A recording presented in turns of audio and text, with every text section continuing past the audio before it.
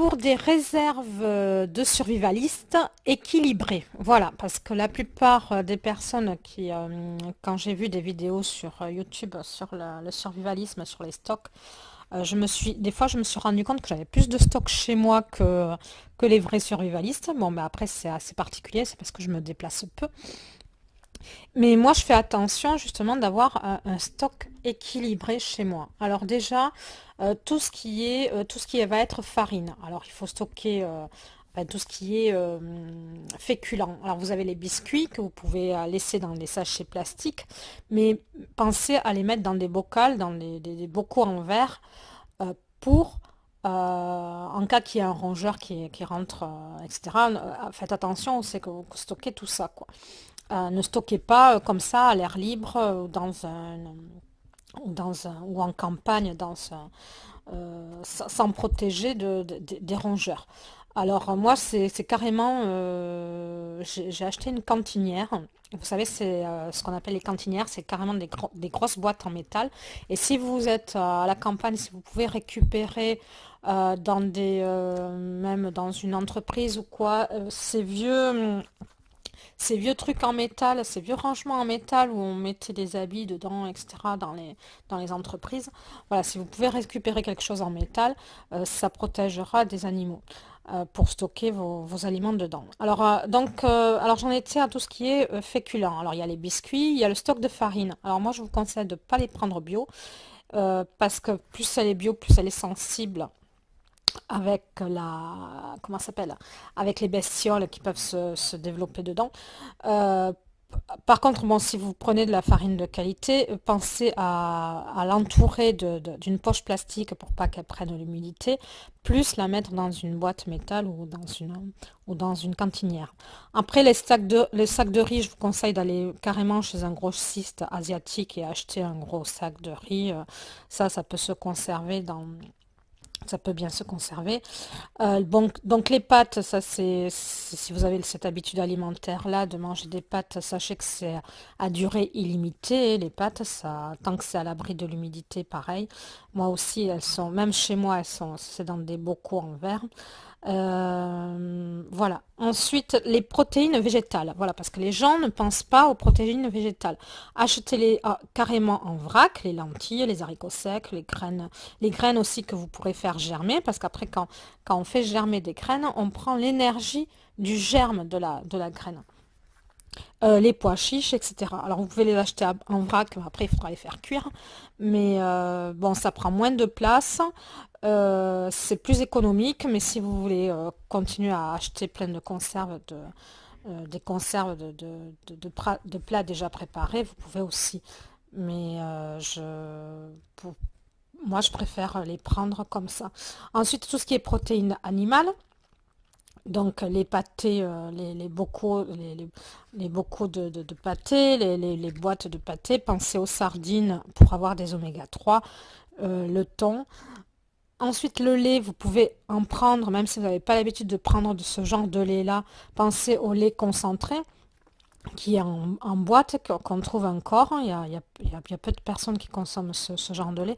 Et il y a aussi du lait en poudre qui peut vous dépanner. Donc c'est du lait qui est déshydraté et vous pouvez avoir, voilà, vous pouvez avoir du lait de cette manière-là. Ça se conservera beaucoup plus longtemps qu'évidemment que des packs de lait. Pensez au chocolat. Alors pour le chocolat, le mieux, ça serait de prendre directement du pur cacao en poudre.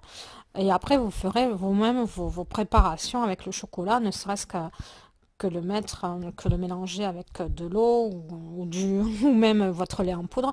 Mais parce que déjà, le cacao, plus il va être pur, plus il va être simple, la poudre de cacao à 100%, moins il va y avoir plein de choses dedans. Et je pense, c'était quelqu'un qui avait lu pas mal de livres sur ça, qui m'avait dit, tu prends du cacao direct, il se transforme pas quoi, avec le temps. Ensuite, vous avez dans les desserts, alors pensez aux desserts, tout ce qui est crème Mont Blanc, ce style de dessert là, bon, il y a plein de conservateurs dedans. Bon, on n'est pas dans la diététique, là, on est dans le survivalisme, mais ça peut vous amener des produits sucrés. Et surtout les fruits. Voilà, pensez à tout ce qui est fruits, faites vos placards avec un équilibre alimentaire. Alors dans les fruits, vous avez les compotes. Pareil, là, vous avez des bons produits, des compotes plutôt dans les bocaux que dans les conserves. Elles sont meilleures dans les compotes, dans les bocaux en verre. Les fruits en bocaux aussi, ou les fruits en conserve. Ensuite, pensez aussi aux produits déshydratés qui peuvent vous dépanner. Pensez aux noix, les noisettes, les amandes. Pareil, vous pouvez les stocker dans des bocaux. Voilà, prenez les produits les plus simples possibles. Euh, tout ce qui est graisse. Alors voilà, par rapport à l'huile, voilà, parce que vous avez aussi besoin d'avoir de la graisse, quoi. Euh, les huiles, ça se conserve pas autant dans le temps que, enfin, ça dépend des huiles. Ça dépend des huiles. Mais par contre, si vous prenez de la graisse animale, de la graisse de canard, de la graisse d'oie, d'ailleurs la graisse d'oie a plus de propriétés au niveau diététique, vous pouvez, pareil, l'en trouver en bocaux, ça tourne pas, ça en conserve, ça bouge pas. Voilà, après les huiles, c'est différent, ça dépend des huiles. Voilà, mais je crois, pensez aussi au sirop. Bon, moi, j'ai pas, je suis déshabituée du sucre, donc je consomme, j'ai pas besoin d'avoir de sucre chez moi. Ça peut vous aider si après vous faites vos propres confitures, puisqu'on est toujours dans un esprit survivaliste, ou ça peut vous servir de troc. Mais pensez aussi, comment vous dire ça? Pensez aussi à tout ce qui est aussi semis, quoi. Si vous pouvez jardiner même chez vous ou semer quelques trucs, ne serait-ce que du persil. Si vous pouvez mettre chez vous du persil à pousser, ça c'est riche en vitamine C. Et puis pensez, après, bon, je vous ferai un autre audio sur tout ce qui est pharmacie. Pensez à des compléments alimentaires.